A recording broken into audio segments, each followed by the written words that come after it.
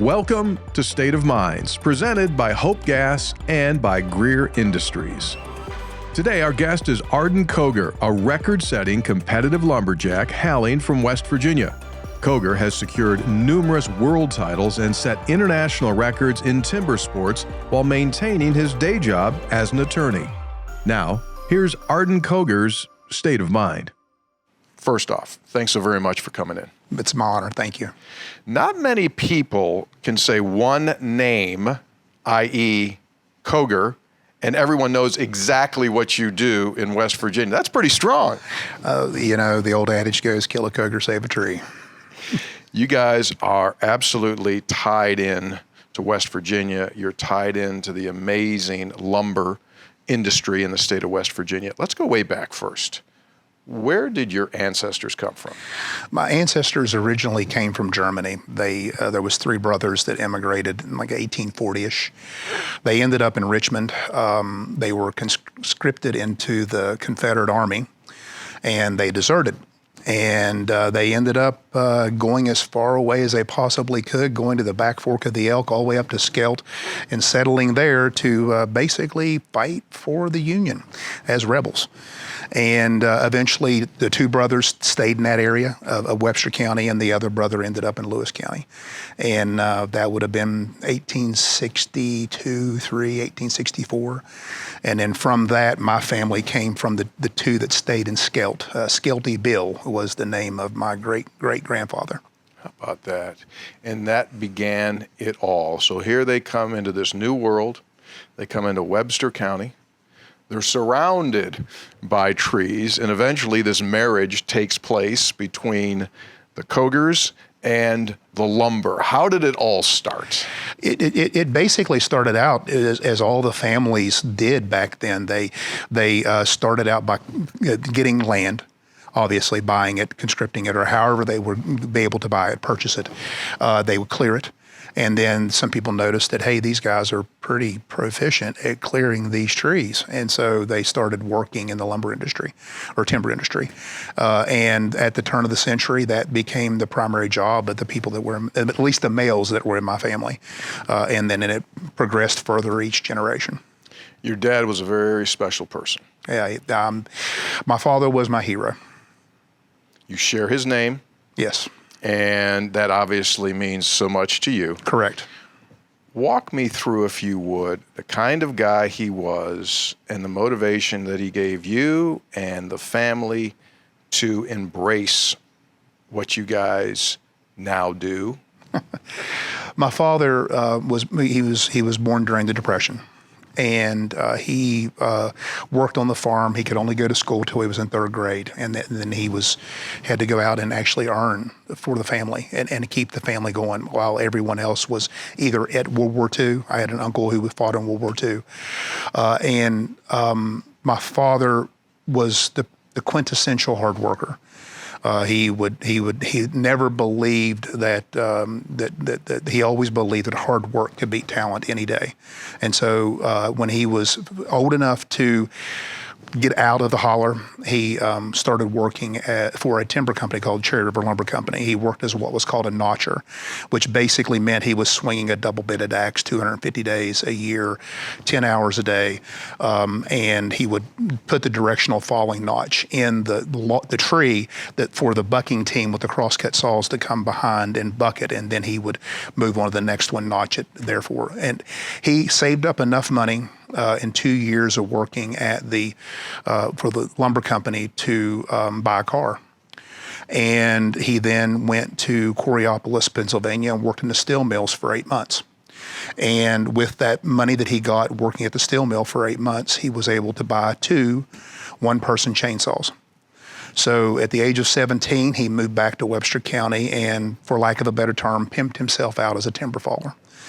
And the lumber companies would pay him to cut the old growth or the virgin timber that was in Webster, Pocahontas, Nicholas, Webster, and Randolph counties, because at that time that virgin timber was extremely valuable, and there wasn't much of it at that time, but he had the skill to get it on the ground without destroying it.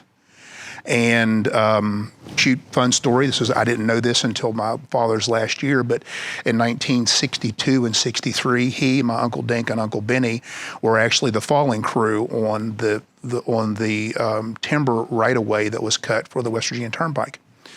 They actually batched it. They camped for 3 months, and they cut the right-of-way for what is now the West Virginia Turnpike. They pimped themselves out as fallers. They got all the trees on the ground, and then as they cleared it, they took the trees out with them, but they just had to get them on the ground. That whole area between Charleston and Beckley, that's where they worked for 3 months clearing that. Talk about making a lasting impact in life for how many people, right? Yeah. You know, folks like your dad that are born in the Depression, that was an incredibly special group of people. They were survivalists. Correct. And talking about my dad, like, they never forgot how bad it was and kind of always had in their head that, hey, that could come back again. Correct. Did he also have that belief? He saved everything. He was, he even, you know, the tight as the day is long in regards to money, because, you know, he was always of the belief that I can't make this money anymore. I'm going to have to keep a hold of everything that I've got. And he would never spend a dime. He would buy his bread at the dollar store, and he would eat bologna or squirrels, turkeys, anything that he could kill. You know, that was his primary diet.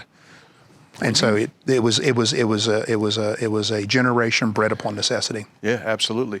When you think about it now, what are the life lessons that he gave you that you still use every single day? Sweat equity is what my father instilled upon me.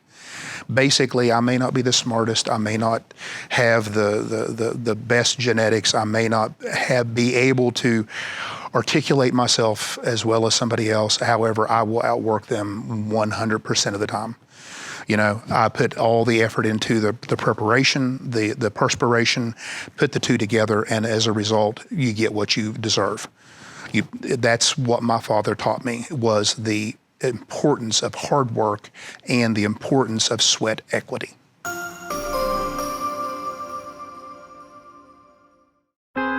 West Virginia has mountains of potential.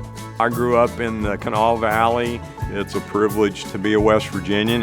What we've got to continue to drive in this state is that concept of hope for the future, moving not just West Virginia forward, but moving the nation forward. West Virginia is for hope.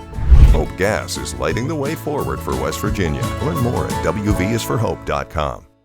In 1914, the same year the first commercial flight soared and the Panama Canal opened, Greer Industries was born. Herbert and Agnes Greer began in Morgantown, West Virginia, striking the first pick into the limestone formation that would become the backbone of one of the state's great industrial legacies. From the roads we drive on, the buildings we build, and the communities we serve, Greer Industries has been delivering quality for decades. At Greer Industries, we've been improving lives for more than a century.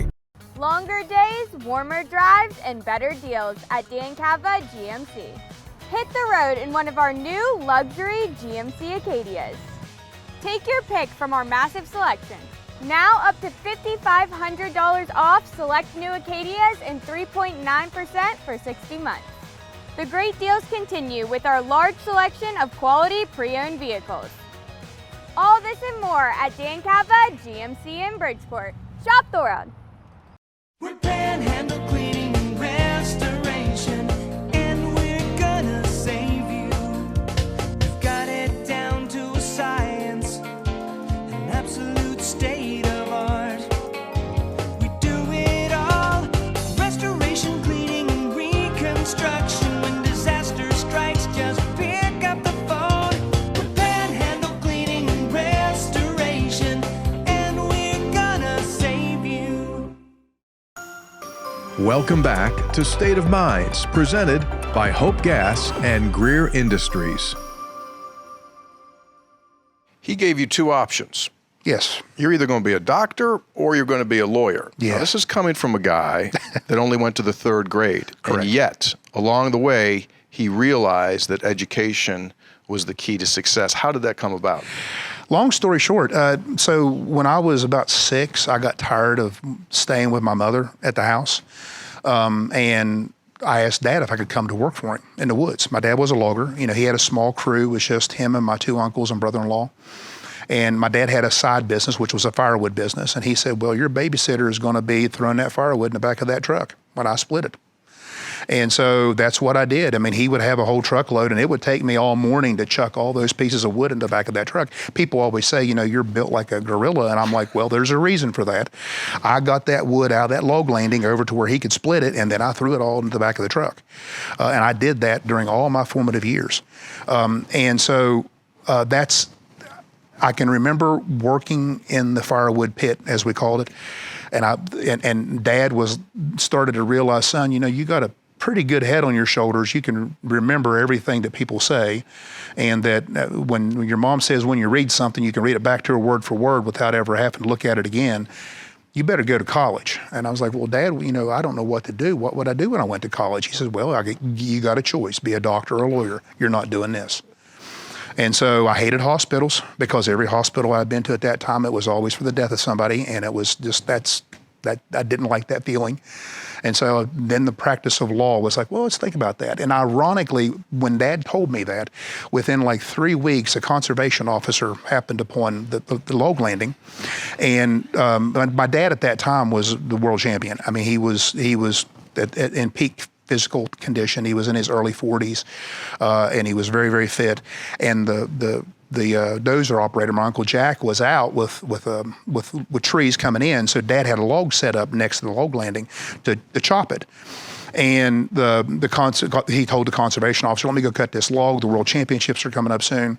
You know, I need to get as much training in as I can. So when Dad was cutting that, while I was there standing beside the conservation officer, I'm not going to mention his name, one of the chips flew into the stream. Okay. And the conservation officer got in his truck and got out his pad and started writing stuff. And Dad came up after he cut the log, and the conservation officer handed him a ticket for $500 for polluting the stream. My father then proceeded to tell him to get the heck out of the holler. And then he ended up paying an attorney $2,000 to fight that $500 fine. And so that sort of, I thought it was wrong. And I thought it was crap. You know, I just thought that it was a poor decision on the conservation officer's part. And it's instilled upon me a way to fight that regulatory sort of things. And so that's where the parts come together. That was your seed? Yes, to learn the law to fight the BS is basically the reason why I ended up going to law school and becoming an attorney. And initially I wanted to be a tax attorney because I hate paying taxes just like everybody else.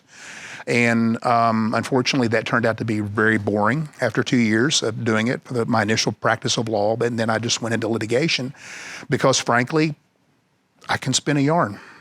And spinning yarns and twisting BS is kind of what a litigator needs to do in order to be successful. And you got to tell your story and be persuasive and convince the people that are in the jury box that, hey, we're right, they're wrong. And so that's how it evolved. Imagine that. It happens at that age, the seed's planted, and It gives you your life's work. When did the competitive side of the Cogar family take over? You mentioned your dad, world champion. How did it happen? So the way that it happened, my great uncles John and Homer were sleeper cutters, which were railroad ties. They weren't really loggers. They logged a little bit, but I didn't only knew Uncle Homer. Uncle John passed away before I was born. But I only knew Uncle Homer, and I only knew him when he was like 90 plus. So I never saw either one of them in their primes, and I'm only going on anecdotal, people telling me these stories.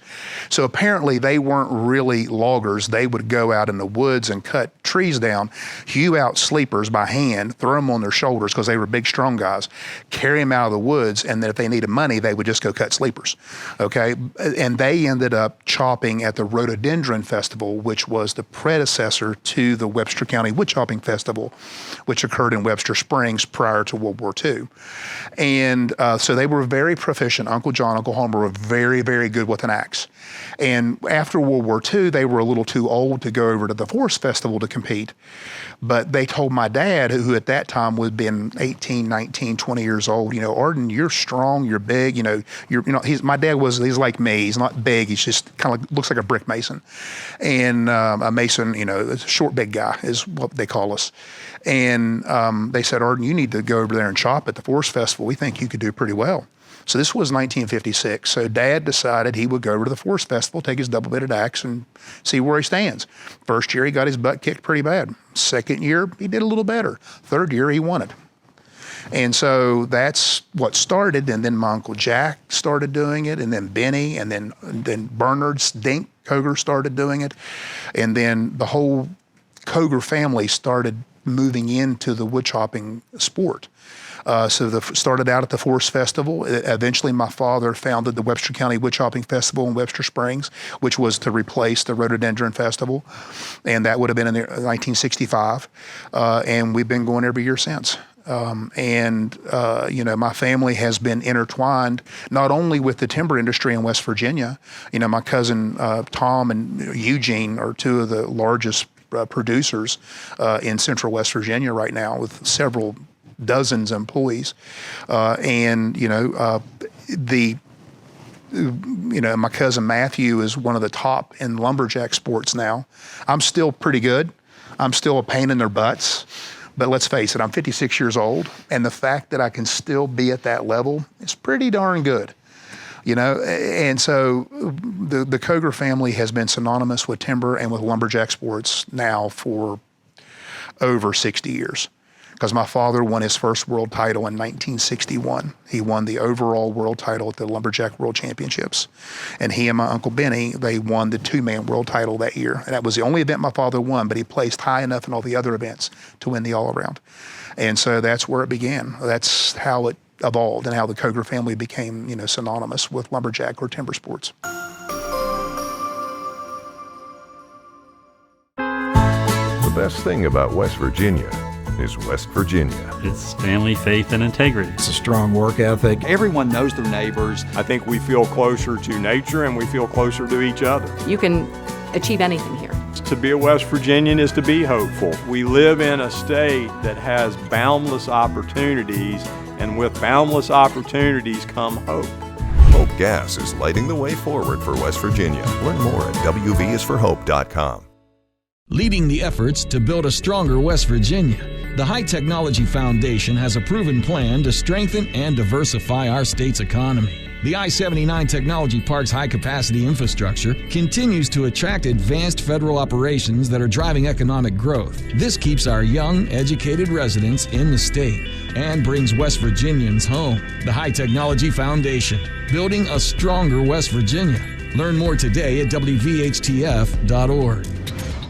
In 1914, the same year the first commercial flight soared and the Panama Canal opened, Greer Industries was born. Herbert and Agnes Greer began in Morgantown, West Virginia, striking the first pick into the limestone formation that would become the backbone of one of the state's great industrial legacies. From the roads we drive on, the buildings we build, and the communities we serve, Greer Industries has been delivering quality for decades. At Greer Industries, we've been improving lives for more than a century.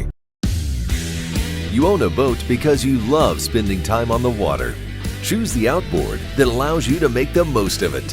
Honda Marine's legendary reliability, ease of maintenance, and powerful performance keep you going strong. And they're all backed by the peace of mind protection of the industry's best limited warranty.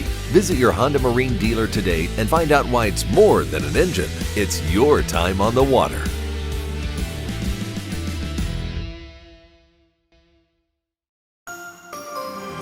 Welcome back to State of Minds, presented by Hope Gas and Greer Industries. You become competitive and it literally takes you around the world. That is correct, yeah. And for me personally, I came here to Morgantown, the WVU. I wanted to play football. Don Nealon was the coach, and he was it was awesome. I tried to walk on, but I was humbled very quickly. And I'm like, well, I'm not good enough to play Division I football. So what am I going to do now? So then I was like, Dad's got the axes.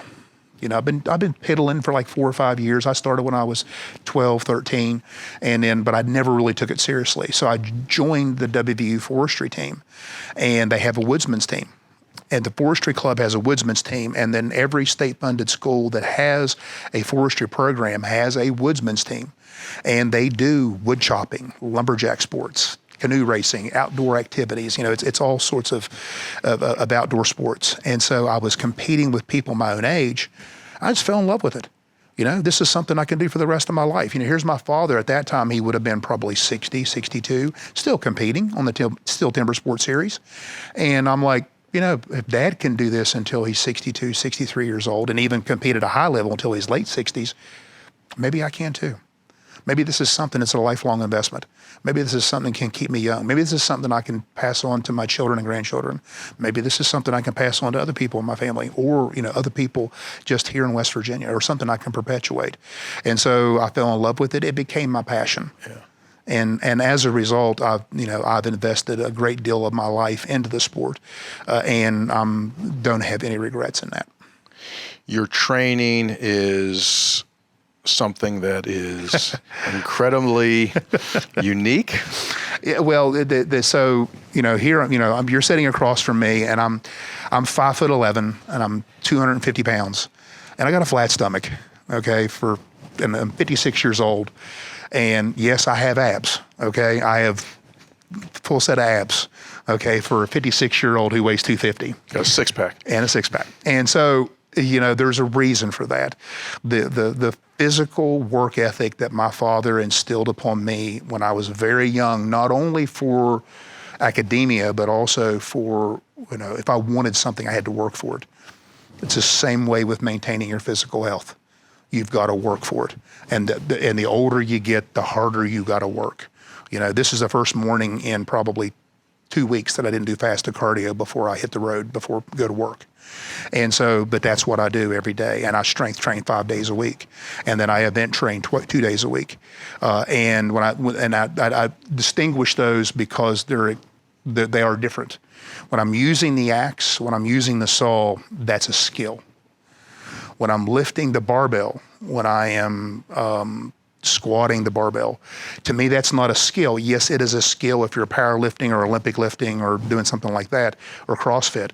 But to me, it's not the reason why I'm doing it. I'm not trying to acquire that skill. I am trying to maintain as much physical strength as I can as I enter into my advanced years, so that I can continue to be competitive in my skill.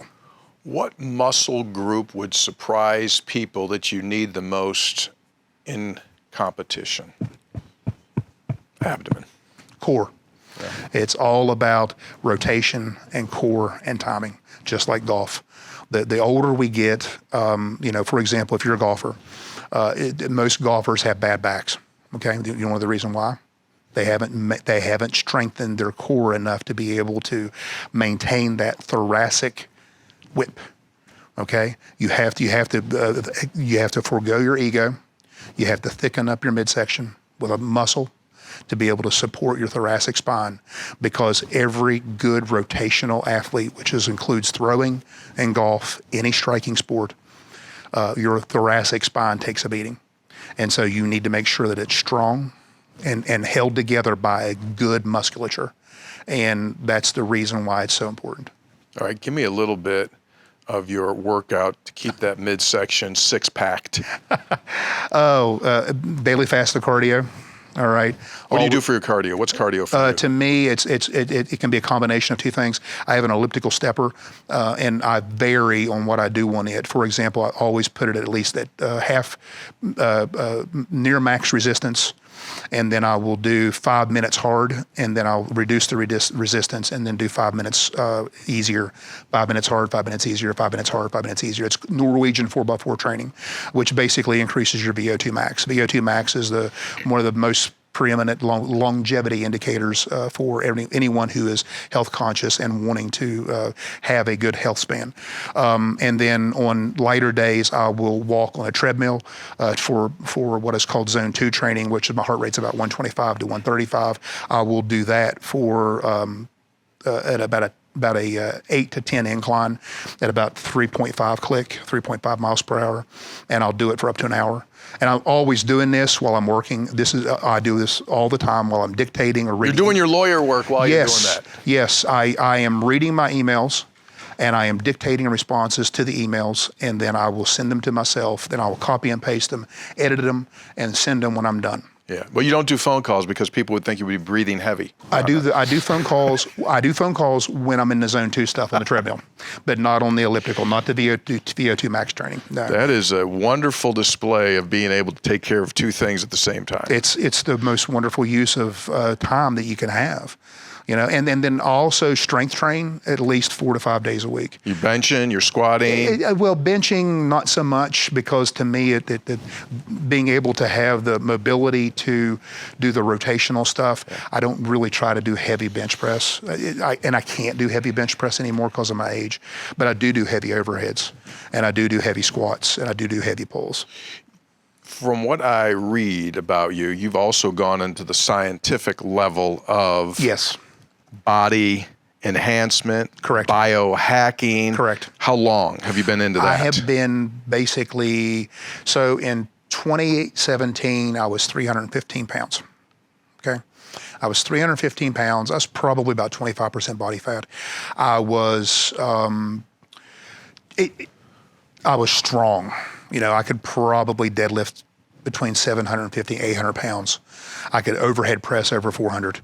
I could close grip bench with a box 315 for a set of 10, and it just wasn't sustainable. That was like, I'm 50 years old. Why do I weigh 300 pounds?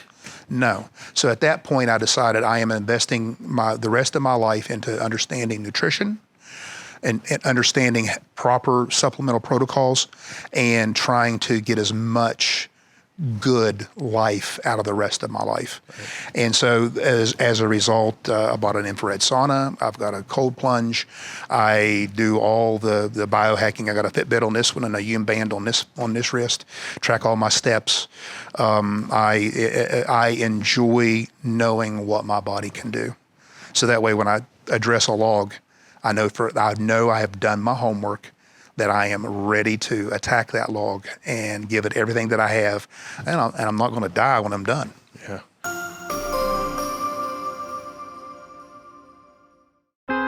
The Mountain State is full of pioneers once again. We have one of the most advanced robotic heart surgery programs. The world's most advanced clean steel facility. 2,000 construction jobs, 800 full-time permanent jobs. West Virginia is going to end up being a leader, an example to the rest of the U.S. West Virginia is for hope.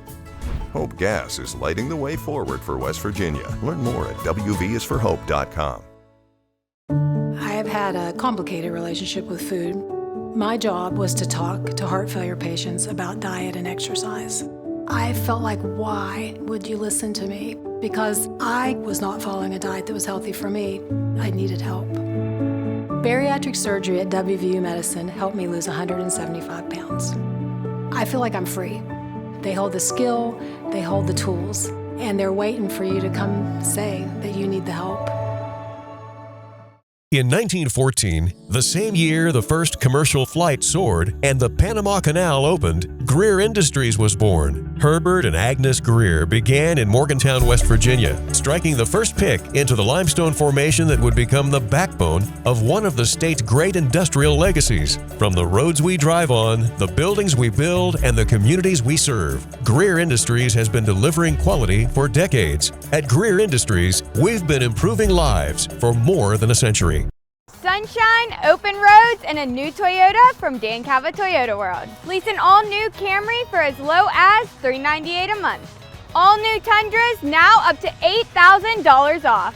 All new Tacomas now up to $4,500 off, or lease as low as $399 a month. $7,500 off the new BZ or 0% financing for 72 months. We've got a Toyota for you at Dan Cava Toyota World in Fairmont. Shop the world. Welcome back to State of Minds, presented by Hope Gas and Greer Industries. Nutritionally, what won't you eat as a result of learning? The only fast food that I will eat is Chick-fil-A. That's the only fast food I will eat. Otherwise, I pretty much will cook everything that I eat. That is the main thing that I have learned in the nutritional process, make your own food. Okay, so Chick-fil-A is the treat. That's the exception. What are you normally eating?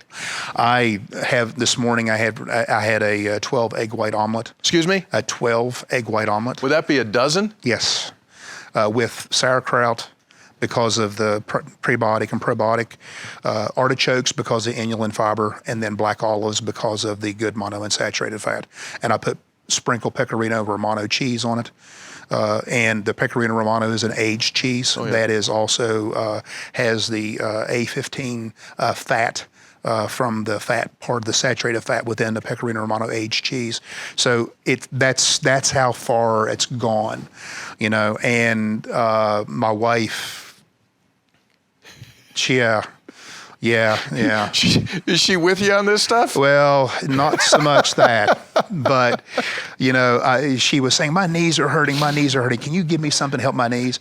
And so I gave her some boswellia extract. I gave her some theracumin, and I gave her some DHA supplements, which is fish oil. And within 3 days, holy crap, my knees are better. What did you give me?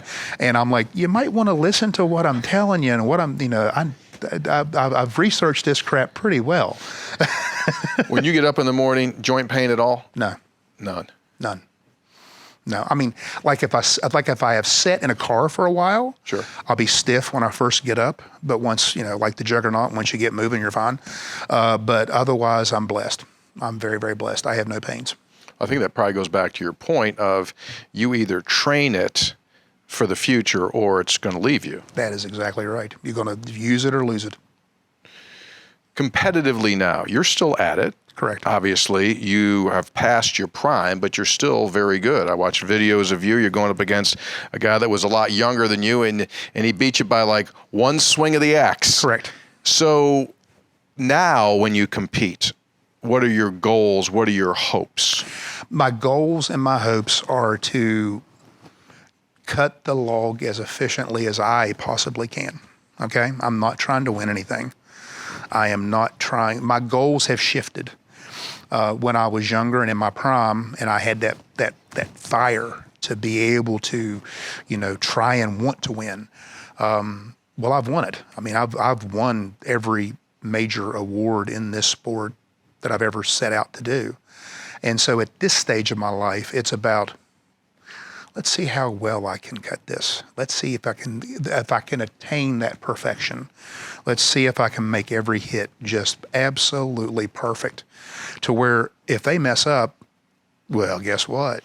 You beat me, you beat an old man, but guess what? If I beat you, you got beat by an old man.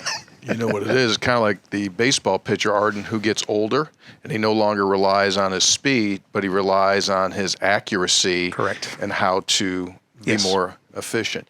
So you've been all over the world with this sport. And West Virginia, obviously, is a small state, and yet the Cogar family has put West Virginia on the map.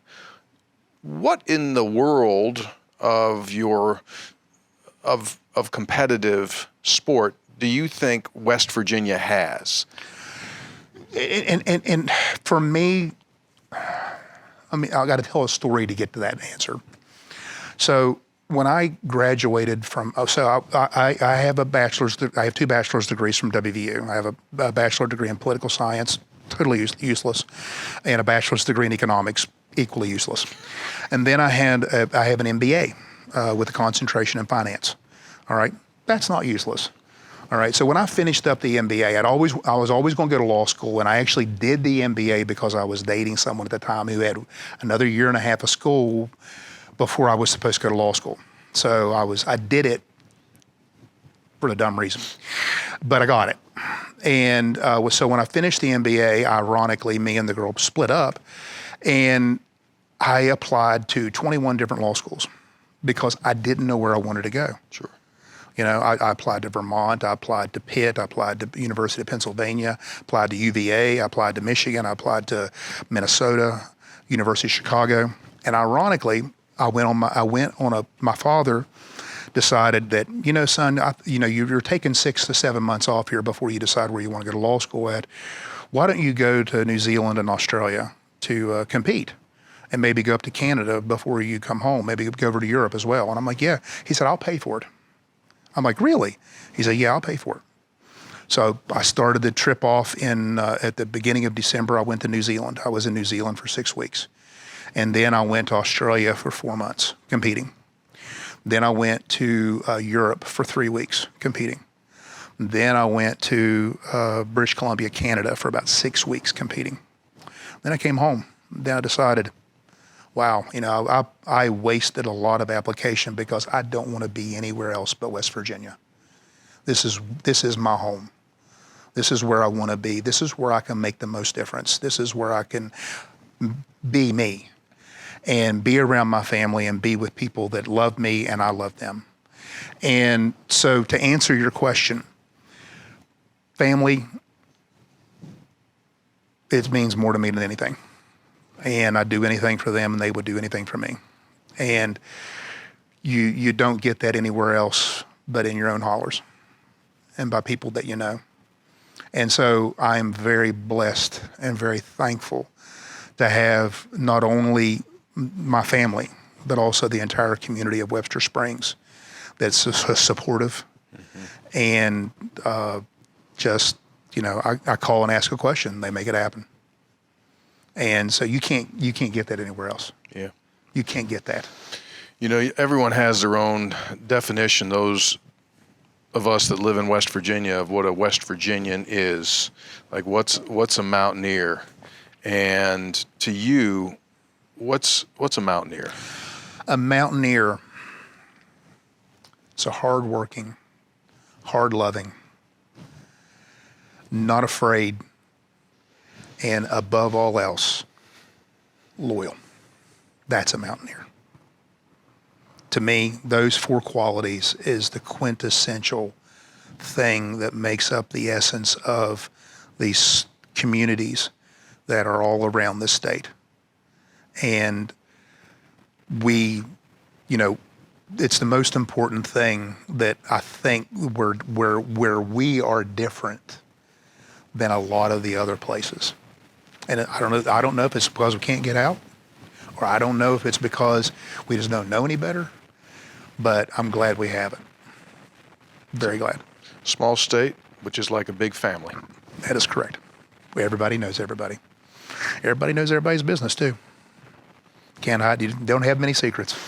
They don't, and in West Virginia, the Cogar family is known and will be known forever. Well, you know, I'm doing my best to perpetuate the lineage, and I have one of the other reasons why I went down the realm of health span was because I have 2 daughters that they both fiddled with the sport, but they never really took it up. One lives in L.A., the other one lives in Cranberry Township, and you know, I want to be a grandfather someday.